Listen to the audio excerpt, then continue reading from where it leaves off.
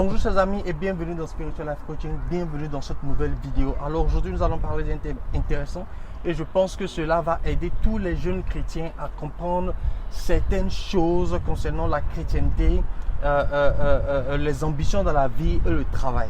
Donc aujourd'hui nous allons débattre, enfin parler du sujet, est-ce que la chrétienté se résume seulement qu'à l'église? Est-ce que la chrétienté se résume à être pasteur, à jouer du piano, à chanter à l'église? Est-ce que les chrétiens peuvent pas être aussi appelés dans d'autres domaines de la vie quotidienne? Et pour cela, nous allons recevoir aujourd'hui dans Spiritual Life Coaching un frère à la vie, Christophe. Bienvenue dans Spiritual Life Coaching. Merci de me recevoir. Voilà, donc c'est un frère qui est aussi chrétien comme toi, qui est aussi chrétien comme nous et qui professionnellement a fait ses preuves. Et aujourd'hui, nous allons lui demander son avis sur cette question-là. Alors, merci d'avoir accepté l'invitation. Merci beaucoup pour l'invitation. Oui, je rappelle que nous sommes en Allemagne pour cette vidéo. Ça fait plaisir d'être avec les frères de l'Allemagne et de saluer. Nous saluons tous les frères ivoiriens, tous les frères camerounais, ghanéens et tous les frères africains qui nous suivent depuis l'Allemagne.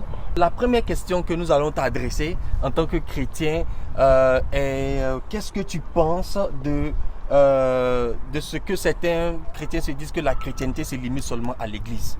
Quand je dis à l'église, c'est prier tous les jours à l'église, jouer le piano à l'église, chanter. Qu'est-ce que toi tu penses? Est-ce qu'un chrétien doit seulement faire ça et c'est tout?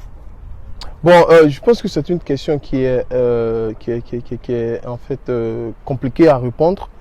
Et je le dis cela parce que il faut en fait d'abord comprendre en fait qu'est-ce que la chrétienté et qu'est-ce que on pense que Dieu vraiment nous avons sur terre a forcément besoin qu'on accomplisse. Donc je pense que la chrétienté doit se manifester dans le comportement. On aime Jésus et on veut suivre Jésus, pas seulement parce que il est le Fils de Dieu, mais premièrement à cause du comportement qu'il a montré lorsqu'on lit la Bible. Donc, moi aujourd'hui, en fait, je dis toujours, je veux être comme Jésus. Et être comme Jésus, en fait, c'est sur plusieurs plans. Suivre d'abord le comportement que Jésus a eu lorsqu'il était sur terre. Et ça suit les 10 commandements. Et lorsque tu suis le comportement que Jésus a eu à montrer sur terre, il y a aussi maintenant cet aspect de évangéliser la parole de Dieu partout dans le monde. Et pour répondre à la question, les chrétiens de maintenant ont pris seulement ce petit aspect de ce que Jésus a fait sur terre, qui est de évangéliser seulement la parole de Dieu. Mais qu'en est-il du comportement, du vrai message qu'il voulait montrer à ses enfants, qui est d'avoir la liberté? Et la liberté s'exprime en dehors. Moi, je dis toujours, le jour où je me sens en tant que chrétien accompli, c'est le jour où vraiment une personne m'approche et me demandera comment tu le fais. Comment tu le fais pour avoir tellement de succès? Et je lui dirai, c'est pas en faisant les juju, c'est pas en adorant les arbres, c'est pas en prenant, comme on le dit, on dit le 419 du Nigeria, c'est pas en faisant cela, c'est pas en étant un brouteur, mais c'est en suivant la parole de Dieu, en étant chrétien. Pourquoi tout le monde maintenant veut avoir l'or, c'est-à-dire avoir les bijoux, les montres? Parce que c'est ce qui est de vogue. Et si toi, tu peux être président d'un pays et montrer que j'ai été président d'un pays en suivant le chemin de la chrétienté, tout le monde voudra être chrétien. Si tu montres que tu peux être un chanteur, pas forcément, je dis, un chanteur, mais un chanteur rap, et montrer que tu es un chrétien, les gens comprendront qu'en fait, tu peux être un chrétien et par cela, tu peux arriver, tu vois, tu peux atteindre ce succès de rappeur.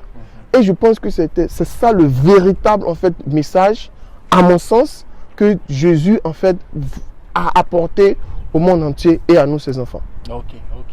Vraiment, merci pour ta réponse. Donc, pour résumer un peu, c'est que on peut être président, être chrétien, on peut être rappeur à succès, être chrétien. Cela va pousser aussi les gens à la chrétienté et à savoir que voilà quoi, ce succès-là, en tant que président, en tant que rappeur, en tant que même artiste, peintre, peu importe ce que tu fais, ce succès-là, on peut l'avoir aussi en tant que chrétien et on peut vivre sa vie chrétienne aussi de cette manière-là. Exactement. Ok. Exactement. Ça. Donc je pense que c'est très important pour les chrétiens de savoir qu'ils peuvent aussi, voilà quoi, s'ils peuvent ne pas se limiter seulement aux aspects de la chrétienté que nous connaissons dans l'Église, qu'ils peuvent aussi exercer d'autres talents qu'ils ont à l'intérieur.